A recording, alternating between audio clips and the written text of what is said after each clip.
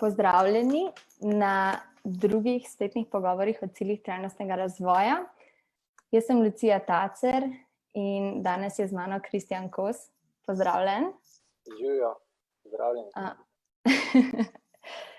Govorila bova pa o 4. cilju trajnostnega razvoja, kakovostnem izobraževanju. Zdaj na hitro, preden začnemo, sam povem še, kaj so cilji trajnostnega razvoja. To je 17 ciljev za razvoj, katerim so se zavezale države članice Organizacije Združenih narodov, in namen je, da bi se te cilji izpolnili do leta 2030, so pa kar ambiciozni in imamo samo še 10 let, tako da bomo s temi pogovori tudi malo pogledali, kako nam gre v Sloveniji. Pogovor bo trajal približno 45 minut in če imate kakšne komentarje ali pa vprašanja, lahko napišete pod objavo. Edino, kar prosim, je, da vzdržujemo eno kulturo dialoga. Zdaj pa greva kar na pogovor.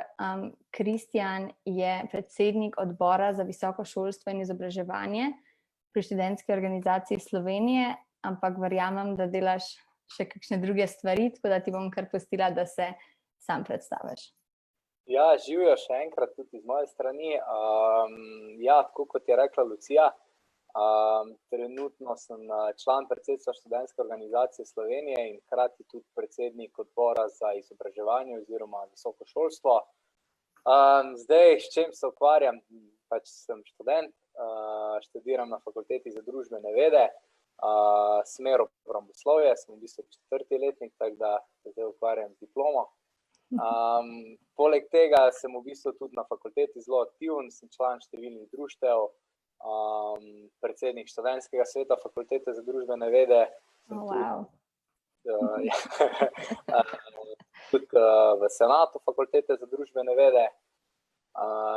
Tako da kar pestro obštudijsko življenje. Tako da to je to, mogoče. Ja, vse to je veliko, to je dosti. Mogoče začneva čisto, da te spoznamo, kako si se začel ukvarjati s tem področjem izobraževanja, pa mogoče kaj te je privlačilo od tega.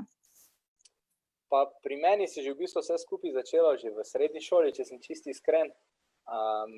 Sicer na začetku sem bil kot vsak dijak, ki je videl pač vse druga, kot pa kakšne pomembne stvari, od žurk pa do športa, pa ne pravim, da to ni pomembno, tudi je pomembno. Ampak mogoče se nisem toliko udejstvoval neke, kako bi temu rekel, dijaške oziroma študentske politike. Dokler nisem postal malo bolj aktiven v dijaški skupnosti na moji gimnaziji v Velenju, pol kasneje sem postal tudi član predsedstva Dijaške organizacije Slovenije najprej. Potem je pa nekako to šlo avtomatsko naprej, ker me je pač zanimalo družboslovje. Sicer mogoče malo bolj ta del varnostne politike, sem se vpisal na Fakulteto za družbene vede, obramboslovje, tako da ta del duše sem s tem zadovoljil, če lahko temu tako rečem. In v bistvu sem že tam kar takoj postal zelo aktiven. Moram reči, da na naši fakulteti je to neko obštudijsko življenje zelo pestro, ogromno društev, in sem v bistvu tam začel pomagati na nekih čisto osnovnih projektih. Zelo hitro sem postal tudi član študentskega sveta, mislim, da že kar v tistem prvem letu, ker me pač nekako avtomatsko začelo to zanimati, kakšne pravice imamo študenti, kaj ti profesor lahko reče, kaj ti ne sme reči, v koliko času ti mora izpit popraviti. Pa vse take zadeve, pol se bo v bistvu nekako samo od sebe začelo razvijati. Vedno bolj sem postal aktiven v študentskem svetu, sem postal tudi predsednik. Pol sem pa tudi počasi začel pomagati na študentski organizaciji, najprej pri nekih čisto enostavnih vsebinskih projektih. Pol kasneje, leta, mislim, da 2018, sem pa postal drugi član predsedstva ŠOS oziroma član predsedstva ŠOS in hkrati tudi predsednik odbora za izobraževanje, kjer sem pa mogoče na nekem takem malo višjem nivoju začel spremljati izobraževanje, glede na to, da je pač Študentska organizacija Slovenije tudi nek osrednji akter oziroma nek osrednji zagovornik študentov napram državi oziroma univerzi pa tako naprej. In v bistvu tam se je nekako pa začelo ta kako bi temu rekel, real politika, kjer se dejansko pogovarjaš, ne vem, na kak način bo zakon o visokem šolstvu zapisan. Zdaj se mogoče, kar se tudi navezuje z temi smernicami, verjetno pa jih je tudi treba upoštevati. Moram priznati, da si jih sam še nisem čisto podrobno ogledal, ampak imam namenno. Ker se ravno zdaj pripravlja, na primer, nacionalni program o visokem šolstvu, in podobno bo do leta 2030 in se mi zdi zelo pomembno, tudi to, kar si Lucija omenila, te smernice UN, ker se to nekako navezuje, če gremo, ne vem, nekako čist državno, potem pa na mednarodni nivo in je prav, da je tudi nekako sklenjeno. Ja, seveda. A nam lahko še malo bolj poveš detaljno o tvojih projektih ali pa delu zdaj v tem odboru? Ok. Kot sem rekel, Študentska organizacija Slovenije je najvišji organ študentov, katere člani so v bistvu vsi študenti v Sloveniji. Naloga študentske organizacije je predvsem, da se bori za neke socialne pravice študentov, pravice na področju visokega šolstva, seveda tudi neke obštudijske dejavnosti, ki konec dneva tudi vsak študent jih mora doživeti. Zdaj, konkretno, kar jaz delam, že v bistvu pove tudi ime mojega odbora, oziroma odbora, kateremu jaz predsedujem, se pravi odbor za visoko šolstvo oziroma izobraževanje. Mogoče naloga študentske organizacije ni toliko projektna, kakor je mogoče projektna bolj na posameznih regionalnih organizacijah, na primer Študentska organizacija Univerze v Ljubljani, ampak je bolj vsebinska. Tako kot sem prej rekel, študentska organizacija je nek osrednji akter študentov, ki se, ne vem, pogajajo o določenih zadevah z državo, z univerzami, sindikatom in tako naprej. Nekako srednjo delo moje se dotika predvsem tega, se pravi, sodelujem v raznih delovnih skupinah, naprimer, tako sem prej rekel, zdaj trenutno se ukvarjamo z nacionalnim programom visokega šolstva. Preden je v bistvu se zamenjala vlada, oziroma je prejšnja vlada nehala delovati, smo aktivno delali na pripravi novele zakona o visokem šolstvu, ki žal ni šla skozi, ker je vlada prej odstopila. In to je nekako moja naloga. Zraven mi pomagajo tudi člani odbora, ki so na različnih regionalnih organizacijah, tudi strokovne sodelavce imamo, tako da ni v bistvu vse skupaj prepuščeno meni. Je pa moja naloga, jaz sem predstavnik študentov in moja naloga je v bistvu to, da delam v dobro študentov oziroma zagovarjam tisto, kar si študenti želimo. To je predvsem to, da šolstvo ostane javno, da imamo vsi dostop do kvalitetnega študija. In to so neke osrednje stvari, katere tudi nasploh študentska organizacija, vključno z mano, zagovarja. Pa bi nam lahko, za tiste, ki še ne vemo, malo opisal, kaj je ta nacionalni program za visoko šolstvo? Nacionalni program visokem šolstvu. To je v bistvu strateški dokument, ki opredeljuje cilje v visokem šolstvu, ki se morajo zgoditi v določenem obdobju. Zdaj na zadnji nacionalni program visokem šolstvu oziroma so ga takrat pisali v letu 2011 in je veljal do leta 2020. Zdaj program, ki ga trenutno pripravljamo, bo v veljavi do leta 2030. V njem so pa opredeljeni različni strateški cilji, ki se morajo zgoditi na področju visokega šolstva. Naprimer, ne vem, kaj je bilo nazadnje noter opredeljeno kot ena izmed pomembnih stvari je ta, da se malo bolj začne priznavati neformalno izobraževanje in se do določene mere tudi to udejanilo, sicer ne v celoti, ampak del se recimo je udejanilo, tako ti danes, na primer, na diplomi, če si malo bolj obštudijsko aktiven, piše, da si bil, ne vem, član senata, da si delal na različnih področjih. In to je v bistvu strateški dokument, tako je na vseh področjih, tudi na obrambnem področju imamo strateški dokument, ki opredeljuje cilje do leta 2030. No, to si se zdaj že dobro navezal za naprej, ko si omenil neformalno izobraževanje, tega omenja tudi to poročilo o ciljih trajnostnega razvoja, ki ga je Slovenija letos predstavila OZN, in govori tudi o tem, kako bi bilo pomembno v Sloveniji izboljšati ta prehod za mlade iz izobraževanja na trg dela. In kako ti vidiš, kako bi lahko različni programi ali pa aktivnosti izboljšale ta postopek za mlade? In a so že kakšni projekti mogoče na to temo? Zdaj, za začetek bi mogoče najprej poudaril, da seveda tudi tako jaz, kot tudi Pogled študentske organizacije, vsekakor to, da izobraževanje se vsekakor more povezovati z gospodarstvom, ker nič ti ne koristi, če imaš ti v bistvu izobražene študente oziroma izobražene ljudi, ki potem ne morejo nikjer delati.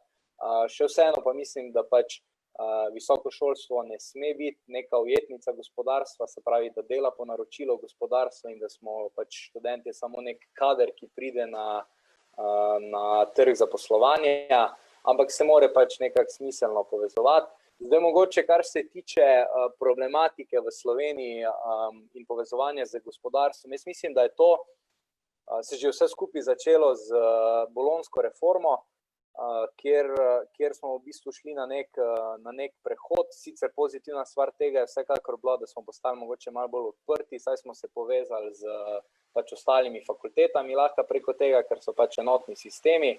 Mogoče problematika tega je pa bila, da bolonjska reforma bi takrat zahtevala malo več finančnih sredstev, katerih pa žal v visokem šolstvu ni bilo in jih še danes primanjkuje. In zato so profesori nekako postali vedno bolj obremenjeni, kar jih je sililo k temu, da je izobraževanje na visokošolskih zavodih postalo vedno bolj podobno nekemu srednjemu šolstvu, kjer se vse skupaj v bistvu dogaja v učilnicah, kjer vse skupaj izgleda nekako vse skupaj malo bolj teoretsko.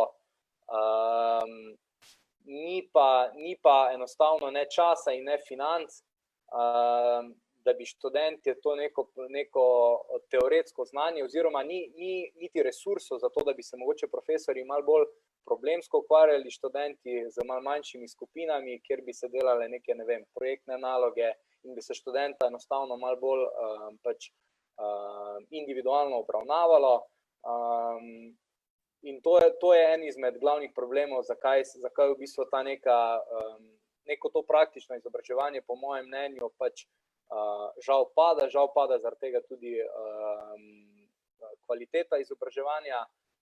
Zdaj, neke rešitve, kaj mislim, da so na tem področju, so predvsem to, da se visoko šolstvo na nek način spremeni, da ni več toliko teoretsko zasnovano, še vedno teorija vsekakor mora biti, ampak da se tudi začnejo neki inovativni načini poučevanja in vsekakor tudi večji finančna sredstva so pa v bistvu osnova za to, da se lahko začne delati na kvaliteti oziroma malo boljše vse skupaj zastavljati oziroma delati. A se nacionalne te študentske organizacije kje povezujejo mednarodno tudi, da bi delili kakšne take dobre prakse, ali to kaj veš? Aha, seveda, ja. Zdaj tako na dijaški ravni, kot tudi na evropski ravni se organizacije povezujejo med seboj. Na dijaški ravni obstaja Evropska dijaška organizacija, ki se imenuje OBESO, na študentski organizaciji se te organizaciji reče ESO. In v bistvu v tej Evropski študentski organizaciji smo združene vse študentske organizacije, ki jih imamo v Evropi. Na študentski organizaciji Slovenije imamo tudi članico predsedstva, ki se direktno ukvarja z mednarodnim sodelovanjem. In v bistvu znotraj ESA potekajo različni dogodki, kjer običajno je tako zastavljeno, da je neka osrednja tema in potem poteka dogodek v različnih državah v Evropi, kjer se dotakne neke teme, govorijo o tem. Mislim, da je bilo 2-3 leta nazaj tudi v Sloveniji en izmed takšnih dogodkov na Bledu, kjer se delijo, tako si že sama rekla, predvsem neke te pozitivne oziroma negativne prakse med različnimi študentskimi organizacijami oziroma študenti. Ja, to sem mislila zaradi tudi povezovanja s tem področjem. Ker najbrž nekje so, kakšne države so najbrž to že osvojile, sklepam. Ja, sigurno. Ena izmed takšnih držav je naprimer Nemčija, ima te zadeve kar v redu urejene. Zdaj ne vem točno, koliko je to povezave, tudi koliko imajo to z gospodarstvom dejansko urejeno, pa kako se povezujejo. Vem naprimer Nemčija, da ima zelo dober urejen način vajeništva, kjer lahko grejo študenti, čeprav to je bolj narejeno v bistvu za dijake, kjer se dejansko lahko povezujejo z nekimi podjetji. In v bistvu tam zelo zanimivo, no, kar je bilo meni predvsem zanimivo, ko sem še bil v dijaških letih, je bilo predvsem to, da za podjetja v Nemčiji ni bilo potrebno nekih denarnih sredstev strani države, da bi v bistvu dijake pač vzeli sebi na izobraževanje, ampak so dejansko podjetja sama na svoje stroške v bistvu želele dijake pri sebi, ker pri njih je pač nekako ta želja, da si hočejo pač svoje zaposlene sami vzgojiti, da jih sami naučijo, kako je potrebno neko stvar delati, kar mi je bilo izjemno zanimivo, ker naprimer kot primer v Sloveniji so bile potrebne, oziroma takrat, ko so se s tem ukvarjali, zdaj točno ne vem, kako je to v Sloveniji razvito, ker že en cajt se pač s tem ne ukvarjam, ampak takrat vem, da je bila ideja, da bi pač podjetja, ki bi vzela dijake na vajeništvo, da bi dobila strani države neka sredstva. To pa naprimer skandinavske države, tiste, ki pa verjetno imajo nekak socialni položaj pač najboljše urejen. To je pa seveda tudi pač povezano z splošnim nekim BDP-jem v državi, ker pač vemo, da v teh državah je, oziroma so nekak najbolj bogate in posledično tudi je nekak položaj študentov verjetno zaradi tega malo višji.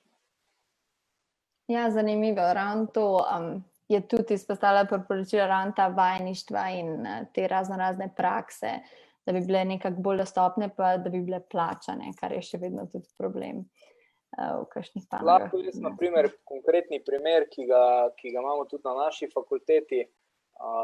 Sicer zdaj ne vem, kak je na ostalih visokošolskih zavodih, ampak naprimer na fakulteti za družbene vede imaš v 4. ali pa 3. letniku določeno število ur pač prakse. Ampak tako si sama rekla, ta praksa načeloma ni nikoli plačana ali pa je zelo redko plačana in tudi običajno, no, kakor imam jaz izkušnje, se delodajalci, kamor grejo študenti, niti ne zavzamejo toliko, da bi jih zdaj dejansko nekaj naučili, ampak je predvsem vezano na to, da pač tisti 90 ur se naredi in so podjetja svoje naredila. Ja, to je zagotovo področje, ki ga lahko enkrat v prihodnosti izboljšamo. Ampak hvala ti za tvoje poglede. Zdaj pa mogoče lahko na korono, osrednjo temo, in kako je v bistvu zdaj ta epidemija vplivala na ne samo visoko šolstvo, no, kolikor veš, na izobraževanje v Sloveniji. Ja, vsekakor, to je pač koronavirus, je neka taka osrednja tema, mislim, da zdaj povsod. In ja, tako na vse ostale segmente družbe vplivala, je definitivno vplivala tudi na visoko šolstvo oziroma izobraževanje nasploh. Tako je postalo delo od doma neka nova realnost, je tudi študij oziroma izobraževanje na daljavo postalo neka nova realnost. Praktično mislim, da je bilo razglašena epidemija, mislim, da tam 16. marca, takrat je prišlo do splošnega zaprtja vseh visokošolskih zavodov.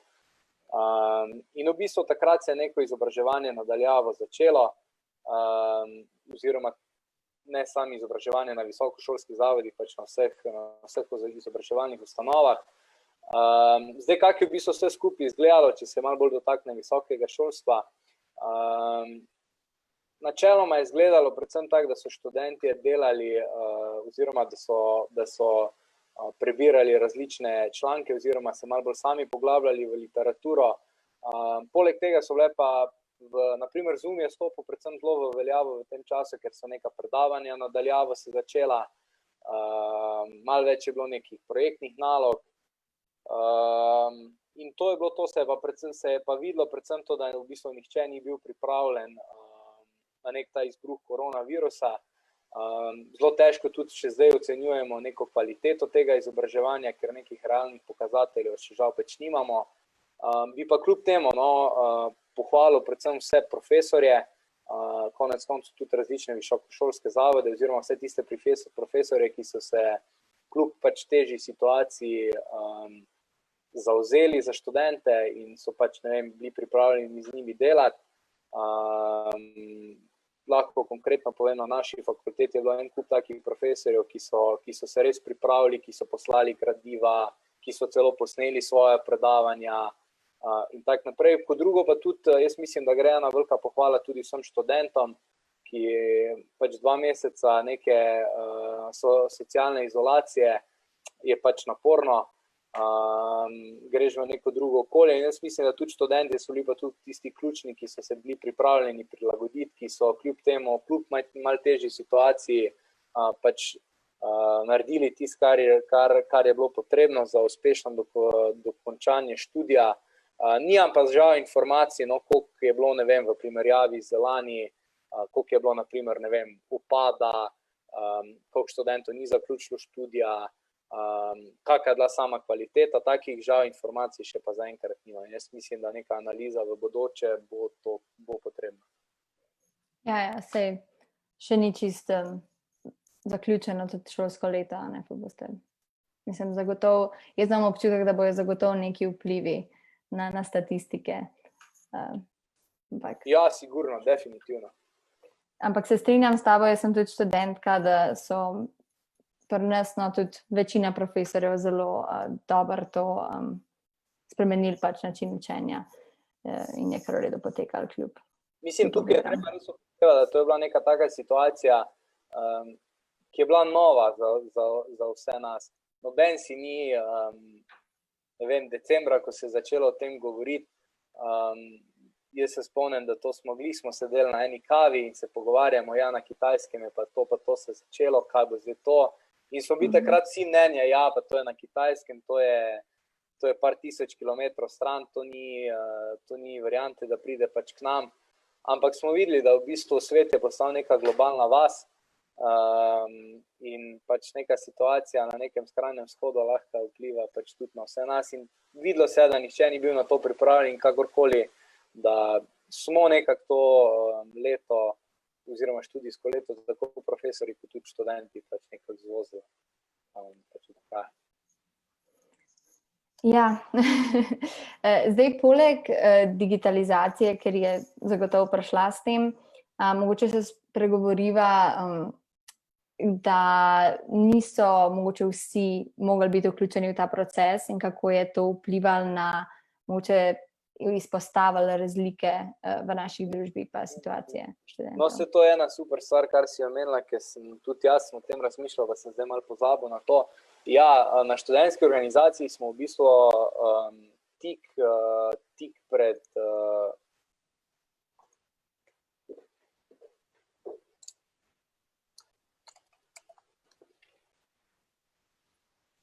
se opravičujem, malo je slabša internetna povezava, očitno. V bistvu, zdaj ne vem, koliko ste me še kaj slišali, kar sem govoril, ampak skratka, bom začel kar od začetka najboljše. Ja, mi smo na študentski organizaciji pripravili eno anketo, ki se v bistvu dotikala neke te prve hitre analize študija nadaljavo, da smo v bistvu tudi na študentski organizaciji vedeli, na kak način se odzivati napram državi, kaj v bistvu tudi predlagati. In v bistvu ta raziskava nam je pokazala, da je kar 50% študentov imelo različne tehnične težave, zdaj ali so imeli malo slabši računalnik, malo slabši internet. Dobili smo celo par mailov, kjer so nam študentje povedali, da so imeli v družini samo en internet in so v bistvu neki starejši brati oziroma sestre pač malo odpovedali vsem skupaj, da so lahko pač manjši člani družine normalno sledili pač pouku, ker je bilo za njih malo bolj obvezno. In to so bile neke take zgodbe, no, ki so te res malo pretresle in šele takrat vidiš, da na kakšne segmente vse lahko pač nek koronavirus ali pa študij nadaljavo vpliva. Se pravi, videlo se je predvsem to, da ne vem, študenti, ki prihajajo iz mogoče malo bolj socialno ogroženega okolja, da so imeli tekom koronavirusa še večje težave. Moramo se tudi zavedati, da tekom tega nekega splošnega zaprtja je bil pač študentskega dela, mislim, da kar 80 ali 90%. Se pravi, da prvi problem se je pojavil pri nekem zdaj bom rekel malo tako preveč plastično, ampak pri golem preživetju, kjer so v bistvu študenti, velika večina študentov, ne bom zdaj rekel večina, ampak veliko število študentov v bistvu kot prvo ostalo brez njihovega osnovnega dohodka. Kot drugo se je pa to vsekakor poznalo tudi na izobraževanju, kjer so pač študenti, ki so imeli boljšo internetno povezavo, bolj lahko sledili pač študijo, in to je tudi ena izmed takih zadev, na kar smo tudi na študentski organizaciji večkrat opozarjali. Naprimer, konkretno lahko vem, da smo večkrat pozvali tako univerze kot tudi Ministrstvo za izobraževanje, da se upoštevajo pač vsi vidiki, ki jih je prinesel koronavirus, se pravi tudi študenti, ki so imeli mogoče malo slabšo internetno povezavo, pa niso direktno zboleli zaradi koronavirusa, da se tudi njim, na primer, upošteva neke posebne okoliščine, da bojo lahko, ne vem, ali ponavljali leto, da bojo obdržali njihov status, in pa neke take zadeve. Zdaj, če se še mogoče malo dotaknem tega samega socialnega položaja, tako sem prej rekel, velik problem je bil pač predvsem ta izpad študentskega dela. Raziskava Eurostudent pravi, da študent v Ljubljani za preživetje rabi tam nekje 500 do 550 evrov, najvišja štipendija, ki jo v Sloveniji dobimo, je tam okrog 280 evrov, in v bistvu to je, se pravi, 250-270 evrov manjka, in ta manjko so v bistvu študenti pridobili preko študentskega dela, zato lahko več kot pač očitno pravimo, da je študentsko delo v bistvu, ne gre za zaslužek, ampak za nek socialni kurativ, in v bistvu to je bila ena izmed takih stvari, ki je študente v prvi vrsti prizadela in je na nek način vplivala tudi polno vse ostalo, na izobraževanje in tako naprej. A mogoče slučajno veš, koliko študentov se preživlja študentskim delom? Sej ne pričakujem. Konkretnih informacij o tem, da bi jaz zdaj vedel, nimam, lahko se to tudi pozanimam, ker vse te podatke mi hranimo. Lahko pa to povem, da tam, ne vem, povprečni dohodek, ki ga ima študent iz študentskega dela, je tam nekje 130-140 evrov na mesec. Se pravi, tukaj res ne govorimo o nekem zaslužkarstvu preko študentskega dela, ker pač študenti še vedno moramo pač študirati, ampak gre predvsem za nek ta dodatek, ki ga, ne vem, ob pač štipendiji pač se za sebe pridobiš, ker tako sem prej rekel, življenje v Ljubljani za nekega normalnega študenta stane cca 500 evrov, in zdaj, tako sem prej rekel, štipendija nekje maksimum 280 evrov in ta manjko je treba nekje dobiti. Zdaj, če je sreča, lahko pač starši pomagajo, če pa pač te sreče ni, so pa študenti ostali sami. In jaz mislim, da bo ta koronavirus vplivala tudi na nek način dostopnost visokega šolstva, saj velika določeno število študentov bo ostajalo, ki so pač enostavno ne bojo mogli, ne vem, študija zaključiti, ali si ne bojo mogli plačati šolnine, bivanja, pa tako naprej. Moramo tudi vedeti, da študentskih domov v Ljubljani, konkretno v Ljubljani, pa tudi na Primorskem primanjkuje. Zaradi tega so študentje prisiljeni živeti pri zasebnikih, in to še dodatno nekako otežuje celotno situacijo. Kaj pa glede odziva na te potrebe pač od računalnikov do čistem stroškov, ne financ? A ste bolj a je bilo to bolj prepuščeno vsaki fakulteti posebej ali pa kakšna bolj centralizirana rešitev? Ja, a veš. V bistvu ni bilo nič kaj takega. No, jaz lahko konkretno za našo fakulteto govorim. Mi smo na našem študentskem svetu v bistvu dali nek javni poziv oziroma pomoč študentom do študenta, se pravi, če ima kdo neke viške računalnike, če lahko to posodi. Pa bilo je par primerov, kjer smo dejansko pač dobili kak računalnik, pa ga nekomu pač posodili. Neke centralne rešitve ni bilo, zdaj kakorkoli vseeno ne moremo pričakovati, da je nasploh pač toliko finančnih sredstev, tudi država tega pač nima, da bi, ne vem, zdaj kar vsakemu računalnik kupila. Moramo se zavedati, da v težavah nismo bili samo študenti, ampak so bili pač vsi, celotna družba, in to bi bilo malo preveč utopično za pričakovati, ampak predvsem nekako tako, neka ta solidarnost med, če lahko rečem, med študenti, se pa je verjetno pač pokazala, kjer so pač en drugemu pomagali. No, zdaj pa, če pogledava še malo naprej, v prihodnost, katere mogoče par ključnih sprememb ki ti misliš, da so pomembne, da bi se izobraževanje v Sloveniji izboljšalo za mlade? Zdaj v bistvu gledano čist iz nekega zakonskega vidika obstaja en kup enih zadev, ki jih je pač v bistvu v zakonu o visokem šolstvu potrebno urediti. Zdaj kot prvo, zakon o visokem šolstvu, ki je pač trenutno aktualen, je bil napisan leta 1991, noveliran je bil več kot 30-krat. Se pravi, tukaj lahko vidimo, da je pač nek celoten sistem že malo zastarel, sicer obstaja pač novele, tudi v preteklem letu smo pač eno to novelo pripravljali, ampak neka rešitev bi bila pač seveda v nekem celovitem zvisu oziroma nekem celostnem zvisu, ki bi se dotikal pač vseh področji. Zdaj neke ključne usmeritve, ki bi tukaj mogle biti, jih je v bistvu več. Jaz kot prvo mislim, študij v Sloveniji mora ostati pač dostopen vsem študentom, študij v Sloveniji mora biti javn in to seveda tudi kvaliteten. Jaz mislim, da si nikakor ne želimo nekega ameriškega modela visokega šolstva, kjer bojo v bistvu kjer bojo na neke visokošolske zavode lahko prišli samo tisti najpremožnejši. Jaz mislim, da tega si definitivno ne želimo. Kot drugo bi mogoče izpostavil še internacionalizacijo, se pravi mogoče to odprtost pač tujini. Zdaj konkretno lahko povem, da v zadnji noveli smo se pogovarjali, da bi na prvi stopnji lahko bilo 20% predavanj v tujem jeziku in na drugi stopnji do 50%. Se pravi, tukaj govorimo o parih predmetih, ki bi se lahko izvajali v angleščini ali pa v nekem tujem drugem jeziku. To se mi zdi ena taka ključna usmeritev. Zdaj, da ne bo pomote, jaz nisem promotor nekega tujega jezika, kjer bi spet šli v 16. stoletje in bi pač govorili samo nemško. Daleč od tega, jaz mislim, da vsekakor je treba pač razvijati pač slovenski strokovni jezik, definitivno.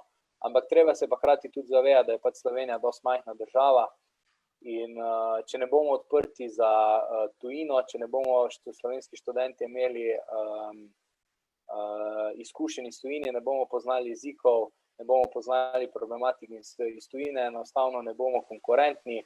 Moramo se zavedati, da pač danes je svet, tako sem prej rekel, neka globalna vas in zaradi tega iz tega vidika internacionalizacija zelo pomembna. Kot tretje bi pa izpostavil predvsem neko to mobilnost. Meni se zdi zelo pozitivno, kar je tudi na primer Erasmus izmenjava, kjer študenti lahko grejo v tujino, vidijo druge prakse in v bistvu odlično bi bilo, da bi študenti te pozitivne prakse prinesli nazaj v Slovenijo.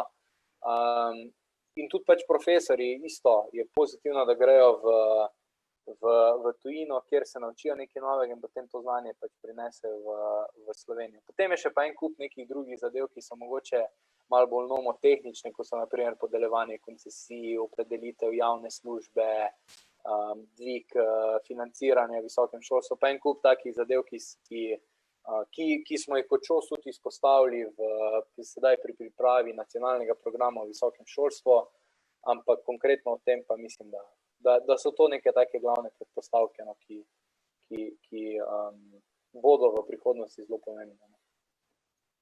Ja, hotela sem te vprašati še ko si izpostavil pač Erasmusa, ne, pa kako je pomembno, da imamo priložnost, da gremo tudi se izobraževati mogoče v tujino za nekaj časa. Tudi ta poročilo o ciljih trajnostnega razvoja govori o tem, kako je pomembno, da se v bistvu izobražujemo na en tak globalen način, da nismo pač zaprti v tem vsem, kar vemo doma. In me zanima, a mogoče veš, če je kakšen razvoj v tej smeri, da bi se omogočili študentom tudi študij v tujini zunaj Evrope. Vem, da en ali dva Erasmus programa sta, ampak ne vem, če je kaj na tej smeri.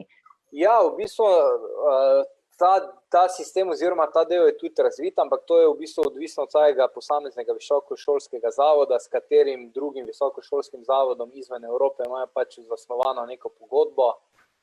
Vem, da so določeni neki primeri na Kitajskem, tudi v ZDA je verjetno kaj, zdaj nisem konkretno seznanjen kje, Ampak obstajajo takšni primeri, ampak tako sem rekel, to je predvsem odvisno od posameznega visokošolskega zavoda, če ima kakšne pač te interne pogodbe o izmenjavi vzpostavljene. Zdaj konkretno za fakulteto za družbene vede mislim, da ima 2 taki pogodbi z tujino izven Evrope.